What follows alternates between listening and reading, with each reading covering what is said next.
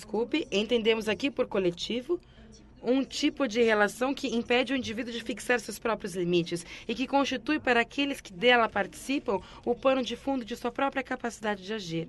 Moss dá um exemplo entre muitos outros que mostra bem que a hipótese de uma pura passividade não permite apreender o processo de morte por sugestão. É um exemplo paradoxal, pois se trata de uma espécie de autossugestão. Eu vou fazer uma citação. Uma lenda de Eri conta como um ancestral divino, o Mura Wandmundina, abandonado por sua tribo, desejou morrer e morreu. Ele próprio se enfeitiçou pelo rito do osso ao fogo. Fecha aspas. O que significa enfeitiçar-se a si mesmo? Quem ao certo enfeitiça quem? Então, aqui vocês têm um rito, ou seja, uma forma de ação comum codificada que é o operador de uma relação do sujeito consigo mesmo, ou ainda mais, o operador de uma relação entre o sujeito e forças não humanas. Autoencantar-se é, para o sujeito do ritual, mobilizar potências inseparavelmente demoníacas e coletivas no interior da sua conduta e agir assim sobre aquilo que está fora de toda ação voluntária, ou seja, acontecimentos da sua vida biológica. Propriamente falando, o sujeito aqui não é nem atuante nem padecente. É se fazendo morrer, poderíamos dizer. Sua morte por feitiço não é um padecer, mesmo que redobrado, mas sim um constituir-se morrendo. O efeito de uma capacidade de ser afetado pelas injunções do coletivo, considerando como lugar de passagem de potências não humanas. Em conclusão de seu artigo, Moss insiste sobre o caráter social desses fenômenos de sugestão coletiva, que a consideração do psíquico, ou melhor, psico-orgânico, não basta para descrever. O que o interessa é a maneira pela qual, dado que ele chama de crença na eficácia das palavras, no limite uma simples imprecação suficiente para levar à morte. Mas ele não questiona a maneira pela qual agem as técnicas mobilizadoras para alcançar esses objetivos. Entretanto, são realmente em cada caso técnicas ou interfaces que tornam as palavras eficazes. Lhes confere o poder de agir. Constituem o fundo e a condição de existência da crença na eficácia das palavras que invoca Marcel Mauss. Simondon, num trecho de A Individuação Psíquica e Coletiva, dedicada a diversas figuras do técnico, ele as chama realmente figuras do técnico, enfatiza a importância de tais técnicos que conferem ao médico, ao feiticeiro, ao sacerdote e ao adivinho, na sociedade em que operam, o lugar que sua função dentro da comunidade não é suficiente para definir.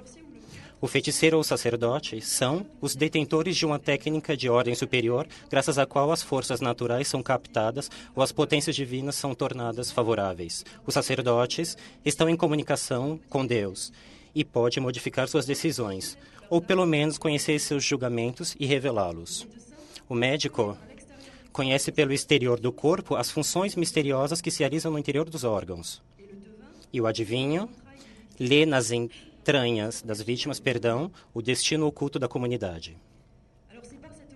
Então é por essa relação direta que desenvolve com as funções orgânicas, as vontades dos deuses, o funcionamento dos objetos técnicos, que o Simondon nomeia o técnico institui uma relação transindividual. O diálogo que mantém com essas potências cria um domínio de transindividual, distinto da comunidade.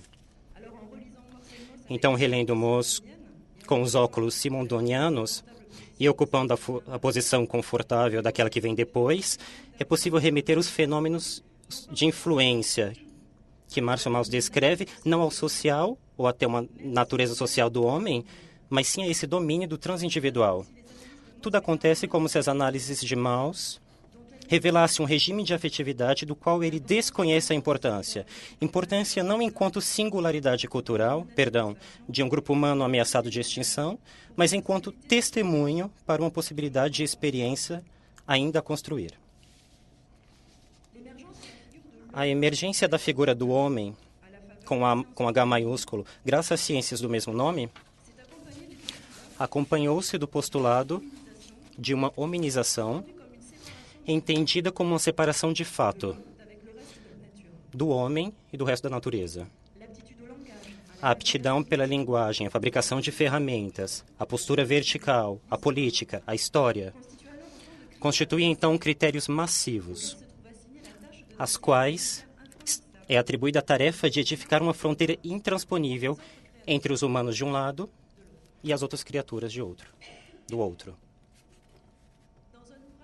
Numa obra intitulada O Aberto, Giorgio Agamben propôs a identificação daquilo que ele chama de máquina antropológica, atuando na cultura ocidental. Segundo ele, essa máquina, consubstancial à metafísica, produziria a humanitas, ao preço de uma separação reiterada, a separação no homem, do animal e do humano. Ele afirma que a construção da categoria metafísica, isto é, também cultura e política de humanidade, depende de um processo de divisão. Agamben prolonga, então, sua retomada da hipótese do biopoder, que ele entende como uma realidade essencialmente separadora, uma realidade que opera separando no homem a vida de suas formas singulares através de diversas modalidades políticas de divisão. Cada vez que o pensamento tenta encarnar o postulado de uma ruptura antropológica para identificar o próprio do homem, da natureza humana, ou até mesmo uma dignidade contingente, ela parece condenada a girar em círculos. Cada um dos critérios, linguagem, postura vertical, uso de ferramentas, etc., cada critério, supostamente resumindo o próprio do homem, é discutível. Não se trata de dizer que certas práticas humanas não marcam diferenças decisivas com os outros animais, tomados como um grupo. Por exemplo, não se trata de defender que os homens falam, reproduzem esse fato. Marca cada bebê criado pelos homens. Mas outra coisa é decidir que essa diferença real entre outras que são do mesmo tanto entrega a verdade retrospectiva do seu ser como essência do homem com H maiúsculo. Se as categorias da metafísica me parecem tão pouco quanto para Agamben remeter a um jogo inocente, não é todavia no sentido em que a história da metafísica e a história dos homens se confundiriam, mesmo limitando a análise ao Ocidente, mas é no sentido em que qualquer um que se aventura nas proximidades da ontologia é colocado face à escolha de reconduzir ou não o funcionamento da máquina e de seus efeitos. Os paradoxos proliferantes que a máquina antropológica gera, os jogos de animalização do humano e de humanização do animal que ela torna possíveis, deixam cada um face a decisão de reconduzir esse jogo ou de tentar interrompê-lo. Claude Lévi-Strauss, em uma palestra sobre Rousseau feita em 1932, propôs um caminho para sair daquilo que Agamben chama de máquina antropológica ocidental. Essa tentativa consiste em uma definição do homem a partir de seu ser como vivo. Lévi-Strauss faz a importância, ele registra a indissociabilidade do homem e da vida não apenas como um princípio epistemológico, mas também como um princípio de ação e associa explicitamente esse princípio aos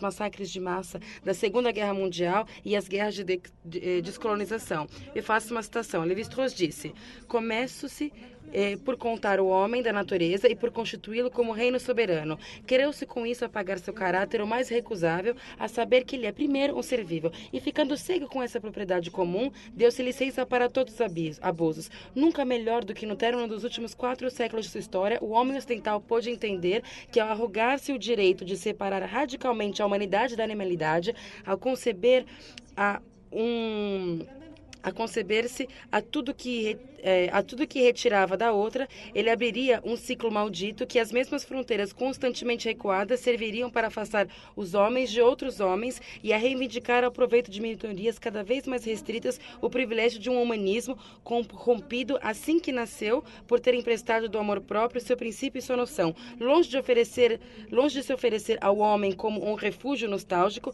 a identificação com todas as formas da vida, começando pelas mais humildes, propõe à humanidade de hoje, pela voz de Rousseau, o privilégio de toda a sabedoria e de toda a ação coletiva." Em Rousseau, Lévi-Strauss vê o fundador paradoxal das ciências do homem, em particular da etnologia, aquele que percebe a distância consigo mesmo que deve ser aquela do etnólogo, pois ela o permite de se identificar com os outros ao se distanciar de si mesmo. O paradoxo dessa antecipação rousseauana da etnologia reside, segundo Lévi-Strauss, em uma concepção do homem que coloca o outro antes do eu numa concepção da humanidade que antes dos homens coloca a vida. Lévi-Strauss vê na recusa de identificação consigo mesmo, na capacidade de desidentificação consigo mesmo, uma qualidade fundamental do antropólogo. Segundo Rousseau, ele vincula essa qualidade à comiseração ou pena, que ele define como uma identificação livre que só se pode realizar além do homem, com